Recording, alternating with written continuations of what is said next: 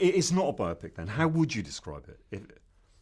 Yeah, it's a kind of, it's a laser-like look at a life where you point the laser at, in this case, 3 episodes. The launch of the 1984, 1988, and 1998. The launch of 3 different products in his work, but it's a laser-like intensity that allows you to actually focus on.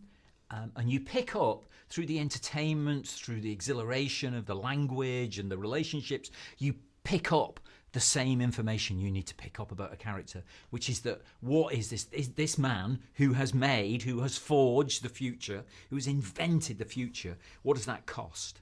What does it cost him? What's it cost those who love him around him? What's it cost them for him to do that? And ultimately, obviously, you arrive at some kind of redemption because he has the self-knowledge to recognise that he may have made the most beautiful things in the world, but he himself is poorly made, and he achieves that through his daughter, of course, and ultimately, although it's about all these products and launches and stuff, it's actually about the relationships with these people, his work wife Joanna Hoffman, his father figure Scully, his buddy Woz.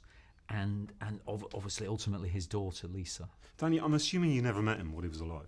I didn't know. Right. I think Aaron spoke to him a couple of times on the phone. That was okay. What did your opinion of him change during the process of making the film?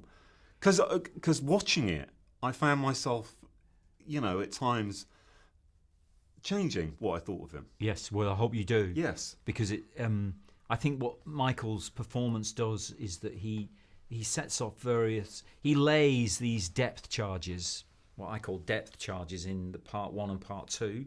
He lays them ready and waiting, and they begin to resonate and bounce and explode as he disintegrates in Act 3, really. So it's a great performance because you do move with him. You sense that kind of energy. I mean, it's exciting. It's a bit intimidating, a bit scary as he tries to create this, basically forge a creationist myth in Act 1 about this computer, which is, he says it's the most important thing other than World War II. It's like, what? Did he just say that? Bang, like that. And then he has this river of a subterranean river of intention in Act 2, where you think, what is all this about? It doesn't work. He's launching it. And his intention is revenge on this man, another father figure who he thinks has betrayed him. And then he moves towards achievement, really, and success, and everything you could ever want, except there's something missing, of course, which is to move towards his daughter. So it's got huge changes like that, I think. Tell me about working with Michael. It's a huge challenge for him, this role. I couldn't believe how... What he did was he went away. So we met in Australia, and we read it through together a couple of times, and then he went away, and he didn't learn it, he just absorbed it in a way that it's his. The ownership that he achieves over it is just extraordinary, really. So he doesn't really look like Steve Jobs early on. That's not really the point. We're not doing a biopic. It's not about impersonations, or it's actually about kind of exhibiting the energy, inhabiting the energy of this man, and trying to find his vision. But by the time we got to the 3rd act, it was frightening how like him he'd become. And I was thinking, well, is that because he looks a bit more like him, or is he'd just become him? And he almost it was like speaking in voices in a way. He was him. And I think the other actors felt that as well. And they're all extraordinary in it. They're given wonderful parts, but I think they're all inspired by Michael's commitment to it, and what he'd found in exploring it, really. I never saw him look at the script.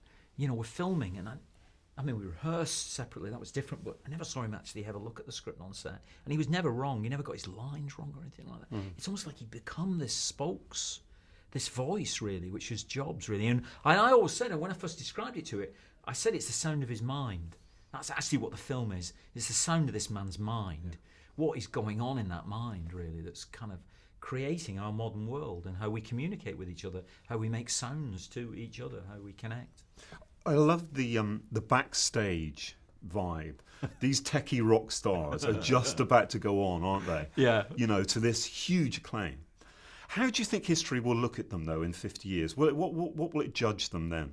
Well, I think that's why these kind of films are important, that we're trying to hold them to account now, because the acceleration that they're producing, they're just moving out of our sphere. When you hear that these companies are worth more than most of the other countries in the world, there's only a few countries that are worth more than Apple. You go, what?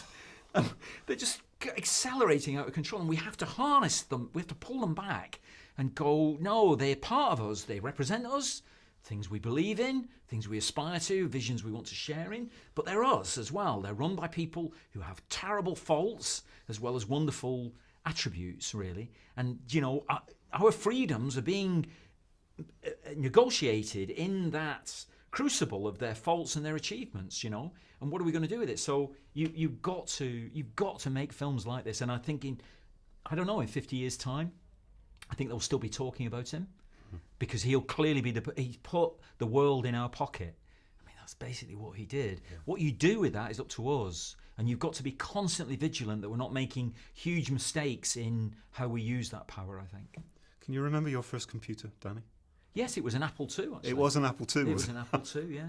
That was the first one which is interesting, because I'm a big believer in Woz's argument in the film, that it's not binary. You can be decent and gifted at the same time. And he was kind of desperately trying to get him to acknowledge the role of the Apple II in the whole of this, and he wouldn't, because and that, I think, it illustrates it. He's unable. He cannot. He's forging the future. He cannot look back. He refuses adamantly to look back. So he will not acknowledge the past, and that includes his daughter, of course, because he's just trying to create this new child, really, as he sees it. But it's Woz who says it's possible, actually, to do those two things at the same time. So I'm a big Woz fan, and so it's interesting. My first one was his computer, the Apple II. Cool. And they've seen the film? Woz has seen the film? Yes, he's been. He came to rehearsal a couple of times, actually, and helped us. Okay. It certainly helped Aaron a lot in the researching of the project, and he came to see. He's been to see the film a couple of times, really. And I think he speaks his mind. He says what he thinks. He's quite, because listen. This is the man who invented the personal computer. He's not going to kowtow to anybody and say what people want him to say.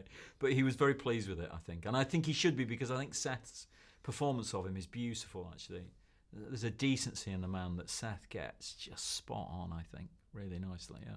Cool. Thank you very much.